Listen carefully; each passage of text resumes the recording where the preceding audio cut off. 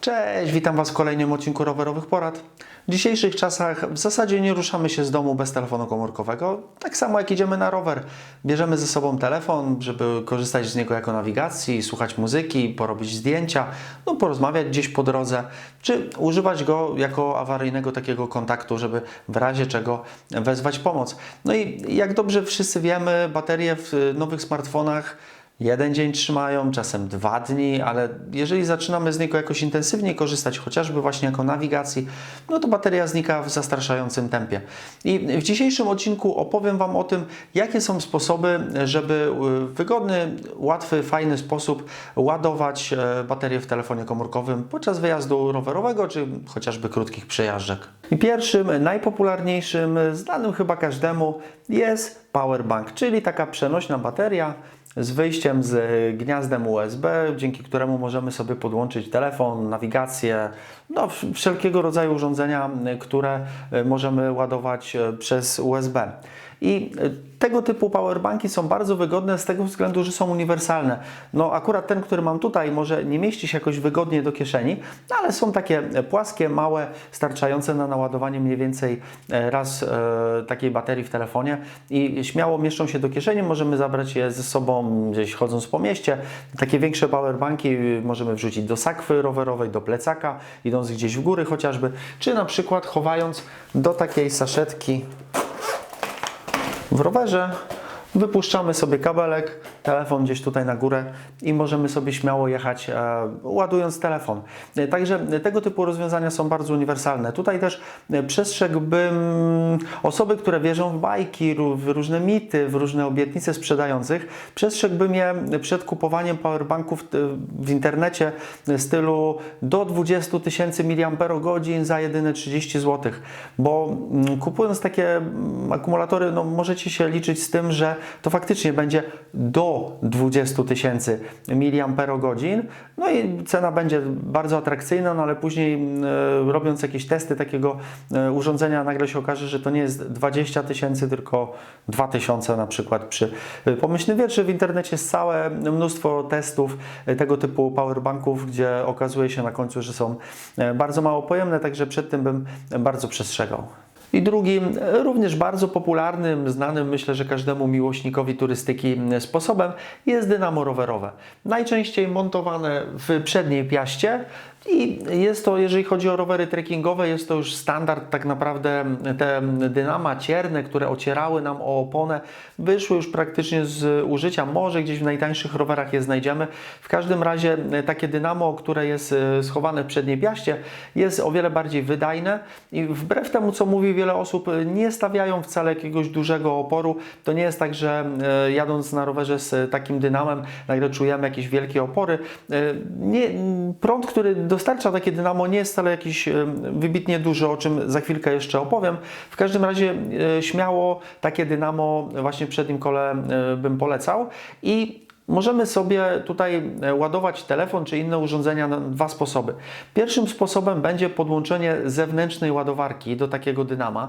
Montujemy gdzieś na widelcu taką puszeczkę, podłączamy do dynama, podłączamy do ramy roweru, podłączamy kablem, również gdzieś wypuszczamy na kierownicę czy do tyłu, na przykład do sakwy czy na bagażnik, też kabel z końcówką USB i podłączamy oczywiście lampkę również. Dzięki temu możemy sobie ładować urządzenia podczas jazdy. I tutaj powiem Wam tak, tego typu urządzenia kosztują w granicach 100-150 zł. Jedno, co mi nie do końca się podoba w tych urządzeniach, ale to jest tylko moje osobiste zdanie, to jest to, że mamy kolejne urządzenie, które gdzieś dołączamy do roweru, ciągnięte gdzieś te kable. Nie wygląda to jakoś super estetycznie. Oczywiście nie każdemu musi na tym zależeć, ale mamy po prostu kolejne urządzenie, które może sprawiać gdzieś problemy. I te kabelki musimy gdzieś wszystkie poprzeplatać. Ale jest jeszcze drugi sposób, czyli możemy kupić lampkę rowerową z już wbudowaną ładowarką i z wyjściem na USB. Mamy lampeczkę i fajnie, elegancko gdzieś schowane gniazdo USB, podpinamy tylko odpowiedni kabel i możemy sobie ładować dowolne urządzeniem. To rozwiązanie nie jest już tak tanie, ponieważ takie lampki w granicach 200-300 zł już kosztują, ale jest to o wiele bardziej estetyczne rozwiązanie. Mamy to wszystko gdzieś schowane w jednej obudowie w lampce wygląda to moim zdaniem lepiej. Tutaj minusem ładowania dzięki dynamo jest to, że nie możemy jednocześnie ładować urządzenia i zasilać lampki. Tak jak mówiłem, te dynama nie są aż tak prądowo wydajne, no ale z tego względu, żeby nie stawiały właśnie jakiegoś dużego oporu podczas jazdy. Na rynku możemy również kupić takie trochę połączenie idei powerbanku z lampką z wyjściem USB.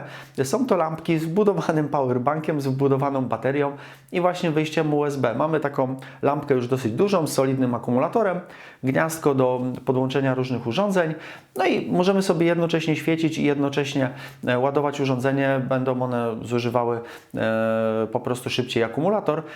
To rozwiązanie też nie do końca mi się podoba, z tego względu, że no, przynajmniej według mnie lampka rowerowa powinna mieć taki akumulator, żeby on wystarczał na jak najdłużej, żeby nie było problemu z tym, że on nam się gdzieś na przykład w środku nocy rozładuje, czy nawet w ciągu dnia gdzieś się rozładuje i wieczorem nie będziemy już mieli jak odpalić takiej lampki.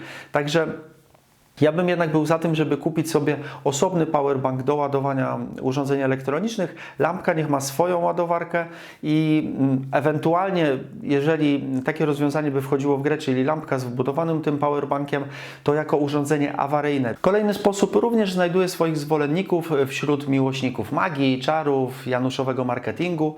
Chodzi tutaj o ładowarki solarne, ładowarki słoneczne. Na Allegro możemy kupić już taką ładowarkę słoneczną za około 30 zł z wbudowanym ogromnym akumulatorem, który na pewno naładuje nam telefon w przeciągu kilku godzin. Ja w to wierzę, ale nie do końca. W każdym razie, jeżeli chodzi o ładowarki słoneczne, no to tutaj liczą się dwie rzeczy. Po pierwsze, jakość elektroniki, jakość tego panela, który został użyty w takiej ładowarce, i po drugie, wielkość tego panela. To też no nie może być tak, że panel wielkości, nie wiem, połowy dłoni będzie miał olbrzymią jakąś wydajność z tego względu, że no tutaj praw fizyki się nie oszuka.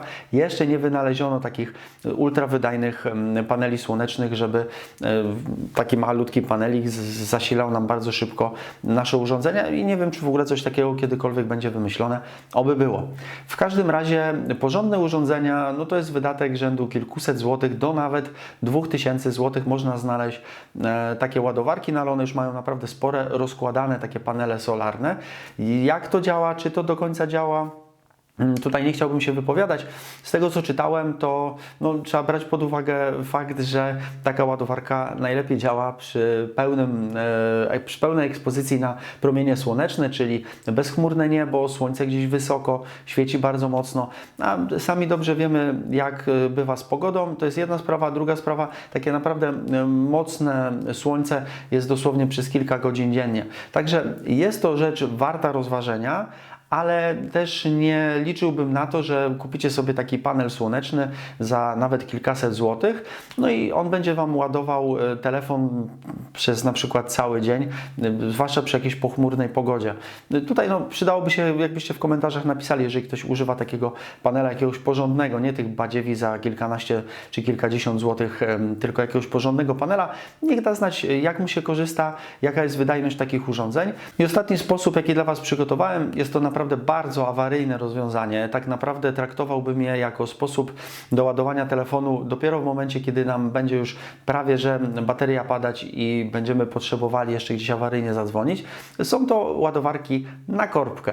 Możemy takie ładowarki kupić za kilkadziesiąt, czy nawet jakieś bardzo rozbudowane, zbudowanym akumulatorem, radiem, latarką za kilkaset złotych.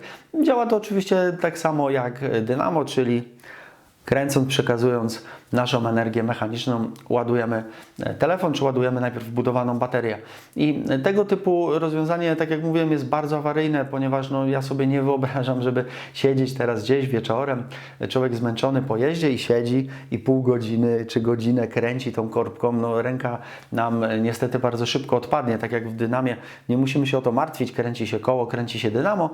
Tak tutaj no, trzeba byłoby troszeczkę taką korbką się nakręcić, żeby cokolwiek podładować. ładować. Już nie mówię oczywiście o użytkowaniu nawigacji, to jest tak naprawdę tylko awaryjne urządzenie. No i jak widać jest kilka sposobów, żeby ładować sobie telefon podczas wyjazdu. No tutaj warto się zastanowić, czy pójść coś uniwersalnego jak powerbank, czy coś bardziej bezobsługowego, o czym tak naprawdę nie musimy w ogóle myśleć, ani w ogóle pamiętać, czyli dynamo, czy coś eksperymentalnego, ciekawego, jak ładowarka słoneczna, czy jak ta ładowareczka na korbkę.